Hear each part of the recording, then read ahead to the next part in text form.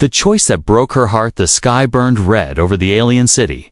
Ships roared above, some shaped like sleek silver arrows.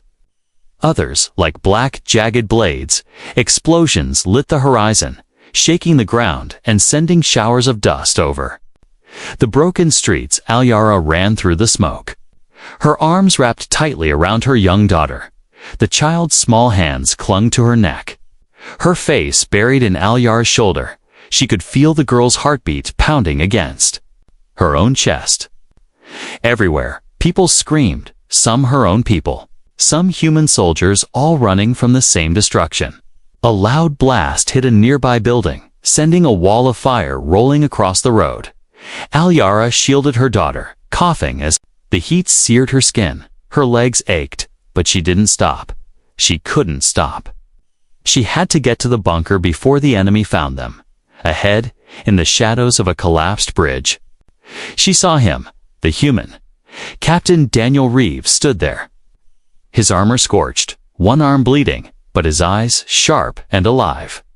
He had been her enemy not long ago, but now he was the only one who could help. When he saw her, he didn't waste time. "Alyara, we have minutes," he said, his voice urgent. "If we don't act now, Earth will fall." She clutched her daughter tighter, shaking her head. "I don't care about Earth. I care about her." Reeves stepped closer, his voice low. "If the superweapon fires, it will kill billions. Humans and your people too." Alyara knew what he meant. The enemy's superweapon was already charging in orbit, its energy core hidden deep inside their flagship. No one could get close to it. No soldier, no ship, nothing. But Reeves had a plan, one that made Alyara's stomach twist. He pulled out a small crystal from his belt pouch, glowing faintly blue. "This," he said, "is the only thing that can shut the weapon down." Alyara frowned. "Then take it yourself." "I can't," Reeves answered. "Any adult will be scanned. Any soldier will be stopped, but a child. A child can pass." The world seemed to tilt under her feet. Her arms instinctively tightened around her daughter. "You want me to send her into that ship?" "Alone." Alyara's voice trembled. "She won't be alone," Reeves said quickly. "I'll be with her. I'll protect her. I swear it with my life." The ground shook again, dust falling from the broken bridge above them. The war was closing in. She could hear the enemy soldiers moving through the streets. They didn't have long. Her daughter looked up at her with wide, frightened eyes. Not understanding the words, but feeling the fear, Alyara brushed the girl's hair back, her fingers shaking. Her mind screamed to run away, to hide, to keep her daughter safe no matter what. But the image of the weapon firing, destroying cities, burning forests, killing children just like her own, stabbed at her heart. If she didn't let her go now, there might be no future for anyone. Reeves stepped closer, lowering his voice. "She's our only chance," he said. "Your people. My people. Everyone will die if we fail." Alyara closed her eyes for a moment. She could still remember the day the humans arrived on her world, the fighting, the mistrust, the years of hatred. And yet here she was, with a human asking her to trust him with the most precious thing in her life. A loud scream echoed from the street behind them. Enemy soldiers were close. Reeves glanced toward the sound, then back at Alyara, his hand reaching out. "Decide." "Now," he said, his tone sharp but not unkind. Her daughter shifted in her arms, whispering, "Mama." In their native tongue, Alyara's throat tightened, her eyes burning. She could feel the moments slipping away. Once she chose, there would be no turning back. She looked into Reeves' eyes and saw no lies. Only the same fear and desperation. She felt her hands trembled as she slowly unwrapped her daughter from her embrace. The child whimpered, reaching back for her mother. Alyara kissed her forehead, whispering words the girl couldn't yet understand. "Be brave, little star." Reeves knelt, speaking softly to the girl, showing her the pendant, where the crystal would be hidden. "She just needs to keep this with her," he said to Alyara. Aliara nodded, her face pale, her breath unsteady. She fastened the pendant around her daughter's neck, tucking it under her clothes. The enemy's footsteps were getting louder. They were seconds away. Aliara pushed the girl gently toward Reeves. The human picked her up in one arm, raising his weapon in the other. He gave Aliara a final look, one of promise, one of sorrow. Then they ran. Disappearing into the smoke, Aliara stood frozen for a heartbeat. Her arms felt empty, colder than the ashes falling from the sky, but there was no time to grieve. Enemy soldiers burst into view. Their weapons raised. Aliara gritted her teeth. Drawing her own blade, if she couldn't save her daughter with her arms, she would save her with her life. The battle swallowed her as the city burned, and somewhere, far ahead, her daughter was running toward the stars, carrying the fate of two worlds around her neck. The smoke of the city still clung to Reeves' armor as he carried the child through the maze of ruined streets. The girl's small arms were wrapped tight around his neck, her eyes wide, taking in the chaos around them. She didn't cry. Not because she wasn't afraid, but because the fear was so deep it stole her voice. Every few steps, Reeves looked over his shoulder, scanning for enemy shadows moving in the haze. The bunker was only a few blocks away, but every corner felt like a trap. He knew Aliara was buying them time, and he hated the thought of what that meant. They reached a cracked metal door embedded into the side of an old supply depot. Reeves banged twice, then once more in a pattern. The door slid open, revealing two human soldiers with rifles at the ready. "It's Reeves," he barked, stepping inside. The soldiers' eyes immediately fell to the child. But Reeves' glare told them not to ask questions inside the bunker. The air was thick with oil, sweat, and fear. Men and women in patched uniforms worked frantically over maps and broken screens. Some were engineers hunched over half-dismantled drones, trying to piece them back together. Others were medics, tending to the wounded in the corners. But when Reeves stepped into the main planning room, all eyes turned to him. General Harrow, an older man with a voice like gravel, frowned. "You brought a child?" he asked, his tone sharp. Reeves set the girl gently on a nearby chair, then stepped forward. "She's not just a child. She's our key to the enemy flagship," Reeves said. A ripple of murmurs went through the room. Harrow's eyes narrowed. "Explain." Reeves pulled the glowing crystal from his pouch. "This is a quantum disruptor," he said. "It's the only device we have that can take out the enemy superweapon." He placed it on the table, the blue light reflecting in the soldier's weary eyes. "But it can't be smuggled in by any of us," Reeves continued. "We'd be scanned and caught in seconds." The general leaned forward. "And you think the enemy won't check her?" Reeves shook his head. "Not if she's hidden among refugees. They're moving non-combatants to the flagship to protect them." One of the officers, a tall woman with sharp eyes, spoke up. "It's dangerous even if she gets aboard. How will she know where to put it?" Reeves glanced at the child, then back at the officers. "She won't be alone," he said, his voice steady. "I'll be on that ship with her." The room went silent for a beat. Then Harrow exhaled slowly. "You're serious?" Reeves nodded. "This isn't just about Earth," he said. "If the weapon fires, it'll wipe out her people too. Billions gone in a heartbeat." Harrow studied him for a long moment, then looked at the girl. She sat quietly in the chair, clutching the small pendant where the crystal was now hidden. Her eyes darted between the humans, trying to read their faces. Finally, Harrow gave a short nod. "If you're going, take a team and pray this works." There was no time to waste. The bunker shifted into motion. Engineers prepared a disguised transport pod, painting it with the same colors as the refugee. Shuttle soldiers stripped Reeves of any obvious weapons, replacing his armor with civilian clothing. They gave him a small, concealed pistol and a knife, nothing more. The girl was dressed in a plain brown coat, her alien features partially hidden beneath a hood. Reeves crouched beside her, speaking softly. "Do you know what you have to do?" he asked. She shook her head slightly. still too frightened to answer. He offered a reassuring smile.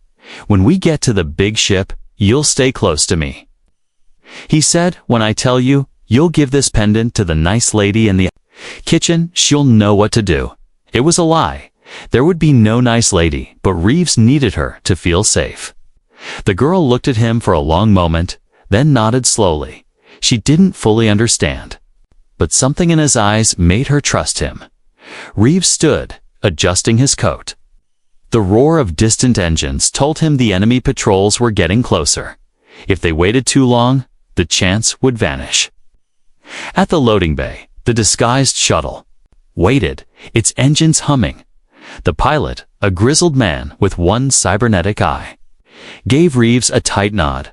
"Once you're in," he said, "you'll have 10 minutes before they check the refugees. Make them count." Reeves lifted the girl into the shuttle and sat beside her. The hatch closed with a hiss, sealing them in the dim, cramped space. As the shuttle lifted off, the city fell away beneath them. Through a small viewing port, Reeves saw the fires still raging. Somewhere down there, Aliara was fighting. Maybe still alive, maybe not. He forced himself to look away. His focus had to be on the mission, on the child, and on the fragile hope they carried. The girl's hand found his, small and trembling. Reeves squeezed it gently. "It's going to be all right," he whispered. He didn't know if that was true, but he needed her to believe it. Outside, the black silhouette of the enemy flagship grew larger. It hung in the sky like a predator. Waiting to swallow them whole, Reeves tightened his grip on the girl's hand. The plan was in motion now, and there was no turning back. The shuttle rattled as it rose higher, carrying them away from the burning city. Inside, the cramped metal walls seemed to close in, every vibration reminding Reeves how fragile this ride was. The girl sat quietly beside him, clutching the pendant under her coat as if it were a piece of her own heart. Reeves glanced at her small face, the way her eyes searched the floor. Too afraid to look out the narrow viewing slit, he wondered if she truly understood what was happening, and he dreaded the moment when she might realize the truth. Before the mission had begun, there had been one last moment between mother and child.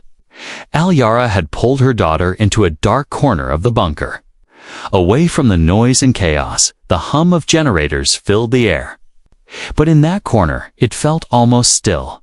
She knelt on the cold floor so her eyes were level with the girl's. Her hands cupped the child's cheeks, her thumbs brushing away soot smudges. "I need you to be brave," she whispered in her own language, her voice breaking. The girl's eyes glistened.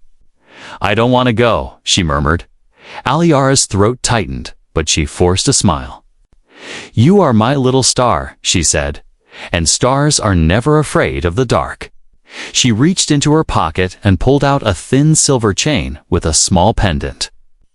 The crystal was already hidden inside, glowing faintly under the metal casing. "This will keep you safe," Aliara said, fastening it around her daughter's neck.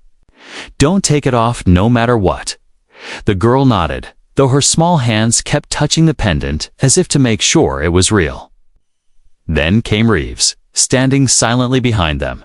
His face was solemn, but his eyes carried an unspoken promise. Aliara turned to him, her expression a mix of fear and fury. "If she doesn't come back," she began. "She will," Reeves interrupted, his voice firm. "I'll protect her with my life." But Aliara wasn't convinced. Her gaze searched his face, as if trying to read his soul. Finally, she nodded once, the smallest movement. Then she pulled her daughter into one final embrace. The child's arms wrapped tight around her mother's neck, her face buried in her shoulder. Aliara breathed in the scent of her hair, trying to burn it into memory. Every heartbeat felt heavier than the last. She whispered something only the girl could hear, words meant for her alone. The girl didn't reply. She just held on, refusing to let go. When Reeves finally stepped forward, Aliara didn't resist. She gently pried her daughter's fingers from her coat, kissing each small hand before letting go. The girl whimpered, reaching back. Aliar's hand lingered in the air for a heartbeat before falling to her side. She couldn't watch them leave. Her heart wouldn't survive it, so she turned away, staring into the shadows as Reeves carried the girl toward the shuttle. Back in the present, Reeves could still feel the weight of that moment pressing on him. He glanced again at the girl. She hadn't spoken a word since they left. Her small body swayed slightly with the movements of the shuttle. He wanted to tell her everything would be fine, but the words stuck in his throat, because, in war, promises were fragile things. A sudden jolt rocked the shuttle, making the lights flicker. The pilot's voice came over the comm. "Enemy scans are locking. Get ready to blend in." Reeves straightened, adjusting the girl's hood so it covered more of her face. From the slit window, the enemy flagship loomed larger now. Its surface was covered in dark, jagged armor, with glowing red veins of energy running along its hull. It looked less like a ship and more like a predator waiting to swallow them whole. Reeves' mind went back to Aliara's last look. Not one of trust, not entirely. It had been a look of desperation, the kind that knew there was no other choice. He wondered if she was still alive, still fighting somewhere in the burning streets, or if the last time the girl had seen her mother's face would be in that dim bunker corner. The child shifted closer to him, her small hand finding his. Reeves glanced down. Surprised, she didn't look up, didn't say anything, but her grip tightened. And Reeves felt the weight of the responsibility settle even heavier on his shoulders. She wasn't just carrying a weapon. She was carrying her mother's final hope. Ai had sworn to protect it. The shuttle began its final approach. Refugee ships from across the battle zone were funneling into massive hangar bays inside. Reeves could see crowds of alien civilians, the enemy's own people, huddled together. Some cried, some clutched their own children. War had stripped them of sides, leaving only survivors. Reeves leaned toward the girl, whispering, "Remember, stay close to me, no matter what." She gave a tiny nod, her hood still shadowing her face. The shuttle doors unlocked with a metallic hiss. Cold air rushed in, carrying the sounds of shouting guards and the echo of boots on metal. Reeves took a deep breath.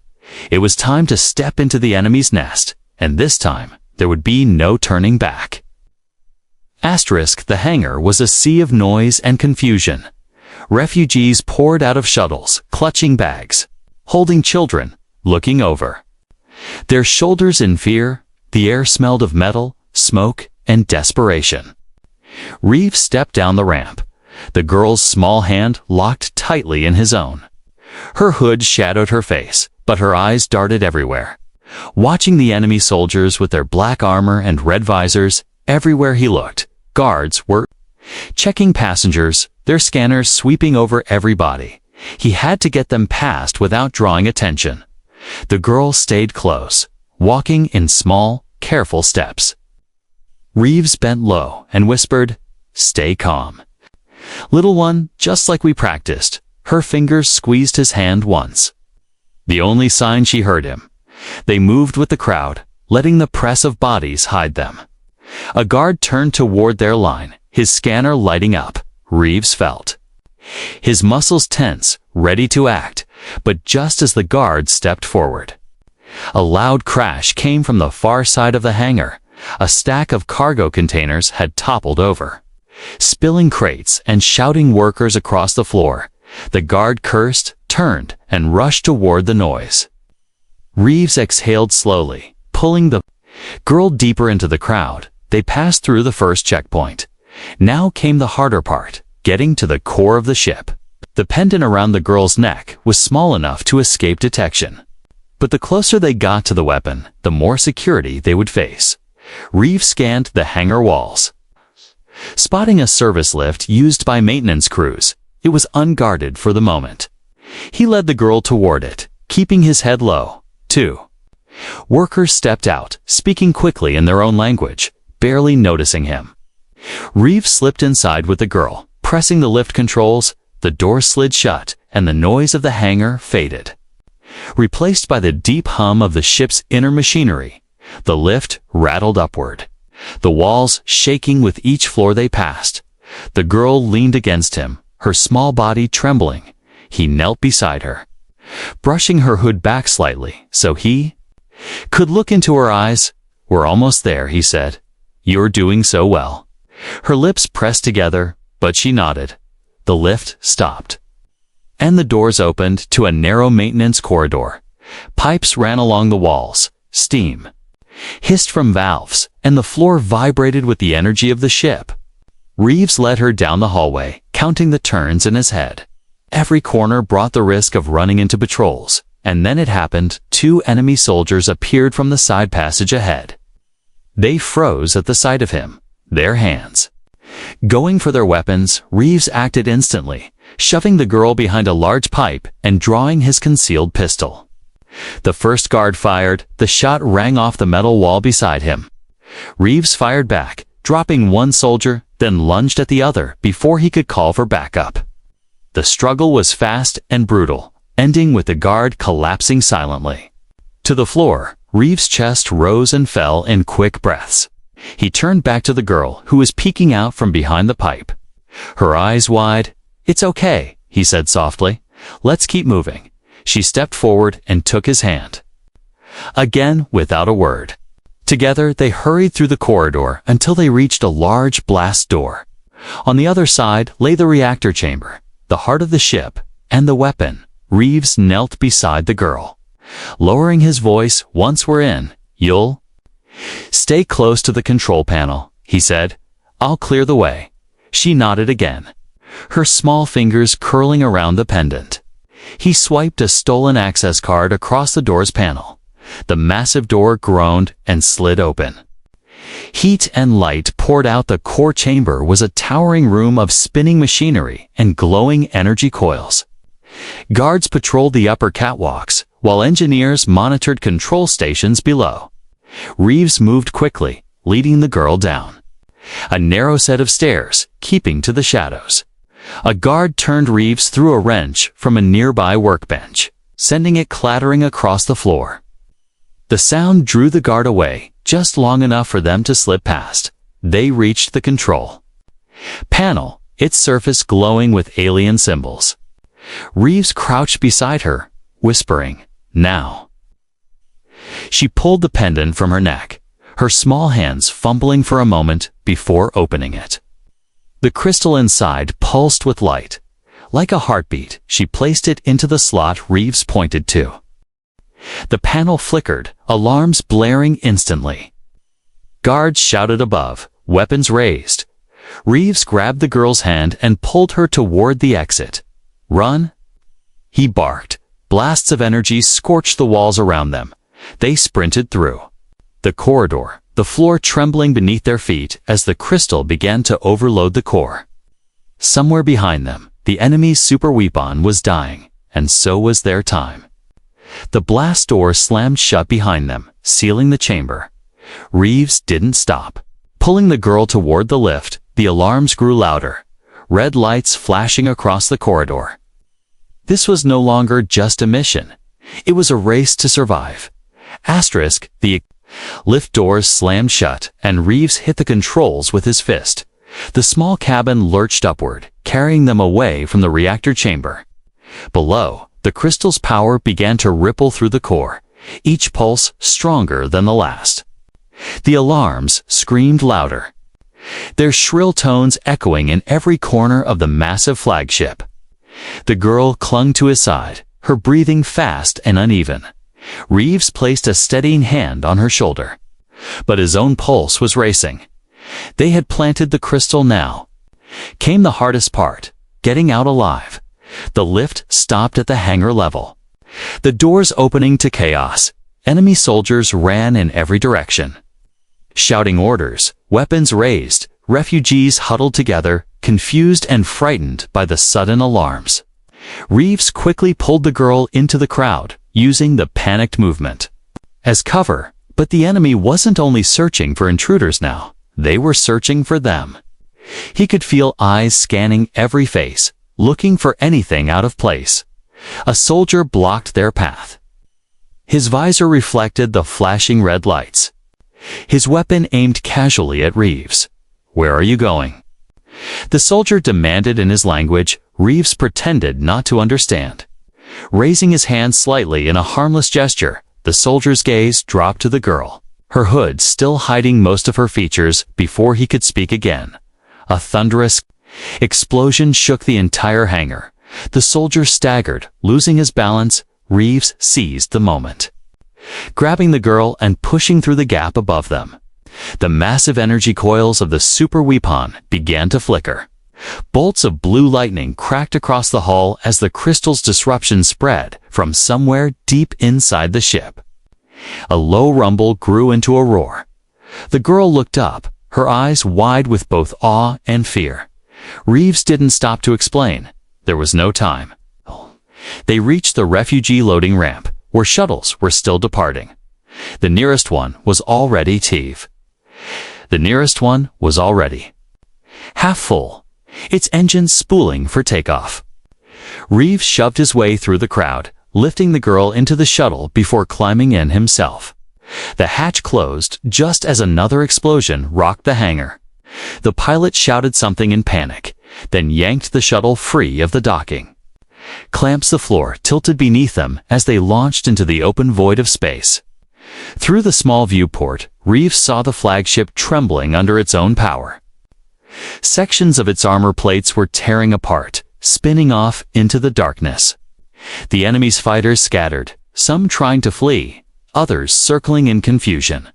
The girl pressed her face to the glass, watching the giant vessel's slow death.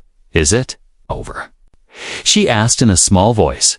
Reeves didn't answer yet, his eyes still locked on the flagship. He knew the crystal's work wasn't finished, and until the core detonated completely, they weren't safe. The radio crackled with human voices. "Command to all units, the enemy shields are down. Move in now." Human warships burst out of hyperspace, their engines blazing like comets. They opened fire immediately, targeting the now vulnerable enemy vessels. The space around them lit up with streams of energy and bright explosions. The girl flinched at each flash, gripping Reeves' arm tighter. The shuttle's pilot swerved hard to avoid incoming debris. A chunk of twisted metal scraped across the hull, sending a screech through the cabin. Reeves moved to shield the girl, pulling her close. "Hold on," he whispered, his voice calm but firm. Another shockwave hit, this time from the flagship itself. The crystal had reached its final stage. The core erupted in a blinding flare of light. Tearing through the flagship's center, a wave of force rolled outward, hurling debris in every direction. The pilot fought to keep the shuttle steady, weaving between chunks of burning wreckage. Behind them, the flagship was no more, only a field of drifting metal and dying fire. The enemy fleet broke formation, their surviving ships jumping to safety. The battle was turning. Reeves allowed himself a short breath of relief. He looked at the girl, her eyes still locked on the fading light where the massive ship had been. She didn't fully understand what she had just done, but he knew, without her, none of this would have been possible. The shuttle angled toward the human flagship. Medical teams and soldiers were already preparing to receive survivors. Reeves kept his arm around the girl, guiding her as they prepared to land somewhere deep inside. He felt a flicker of hope, but it was mixed with a heavy shadow.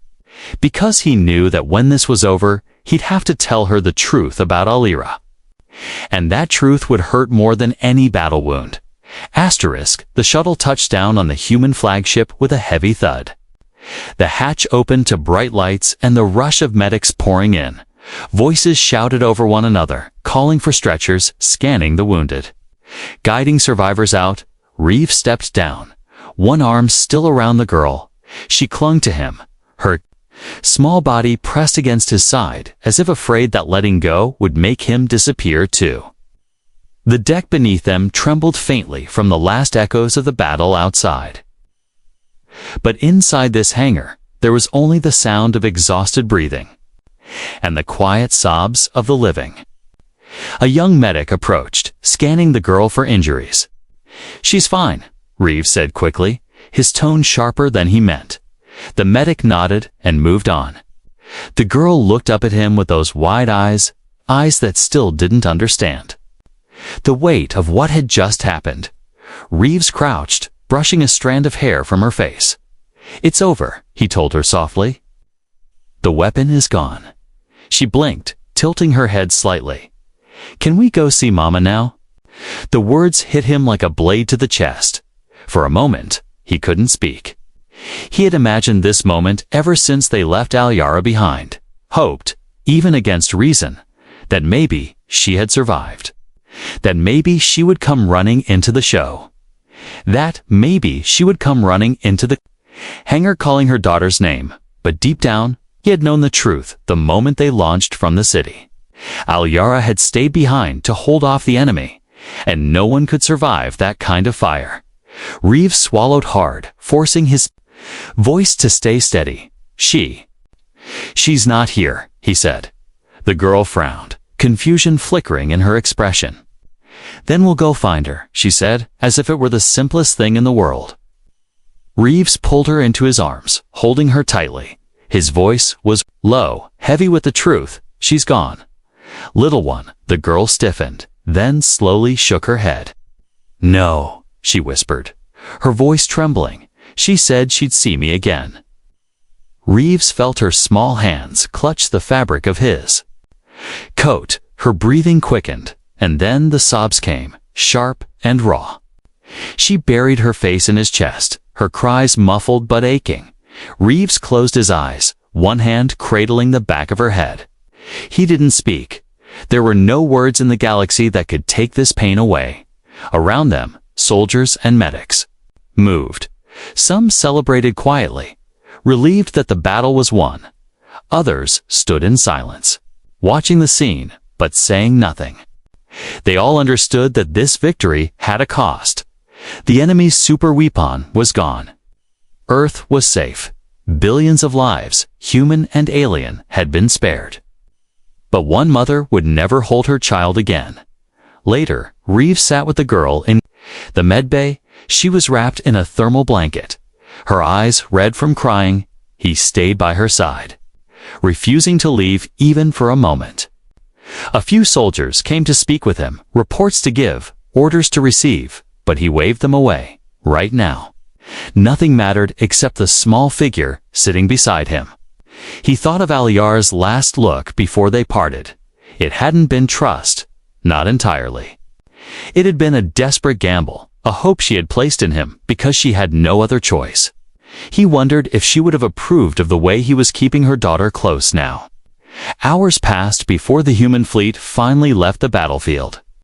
Through the viewport, the remains of the enemy flagship drifted like silent ghosts in space. Pieces of its hull floated among the stars. A graveyard for the war's greatest weapon. Reeves knew they had one, but looking at the girl beside him, her head resting against his arm, it didn't feel like a victory. It felt like a promise, one he would have to keep for the rest of his life. Days passed since the battle. The human fleet sailed through quiet space. Their mission complete, their weapons silent. But for Reeves, the war was not truly over. He spent every waking hour near the girl, making sure she had food, a warm bed, and someone to talk to. At first, she spoke very little. Her eyes carried the weight of something far beyond her years. But slowly, in small moments, she began to open up. One morning, he found her sitting alone by the viewport. The stars drifted past like tiny lanterns in the dark. She was holding the pendant, turning it over in her hands. The crystal inside no longer glowed. Its purpose had been fulfilled. Reeves sat beside her without speaking. After a moment, she whispered, "Do you think Mama can see us from out there?" He took a breath, then nodded. "Yes, little one," he said gently. "She's watching every step you take." Her small fingers tightened around the pendant. She wanted me to be brave," she murmured, "but I'm still scared." "Reeves?" placed a steady hand on her shoulder. "It's all right to be scared," he told her. "Being brave doesn't mean you're never afraid. It means you keep going, even when you are." The girl looked up at him, her eyes reflecting the starlight. "Will you keep me safe?" she asked, her voice barely above a whisper. Reeves' answer came without hesitation. "Always," he said. "I promised her I would, and I never break a promise from that day forward." Life on the ship began to change. The crew, once strangers, to the girl, started greeting her by name. She learned where the kitchens were, where the medical bay kept sweets, and which soldiers would sneak her extra rations. She laughed again, not often, not fully, but enough for Reeves to know. She was healing, and each time she smiled, he felt Alyar's presence close by. As if she approved, weeks later, the ship reached Earth.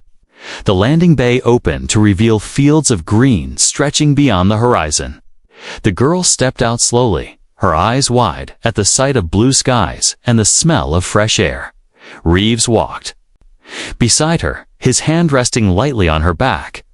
"This is your home now," he told her. She turned to him, frowning slightly. "Home?" "Yes," Reeves said. "Home isn't just a place. It's where the people who care for you are." That night, they sat together on a small hill overlooking the human settlement. The stars above shone bright, the same stars that had watched over them in battle. The girl leaned her head against his arm. "I miss her," she whispered. "I know." Reeves replied softly, "I miss her too." They sat in silence for a while, listening to the quiet hum of the settlement below. Then, the girl spoke again, her voice small but certain. "Can I call you Dad?" Reeves felt his chest tightened. He looked down at her, seeing both the child she was and the strength she carried. A slow, warm smile touched his face. "Yes," he said. "I'd be honored." Her lips curved into the faintest smile, and for the first time since the war ended, her eyes looked lighter. They stayed there until the night grew deep, when Reeves finally led her back to their small home. She turned once more to the stars. "Good night, Mama," she whispered. And somewhere in the vast, silent sky, Reeves liked to believe Alyara heard her.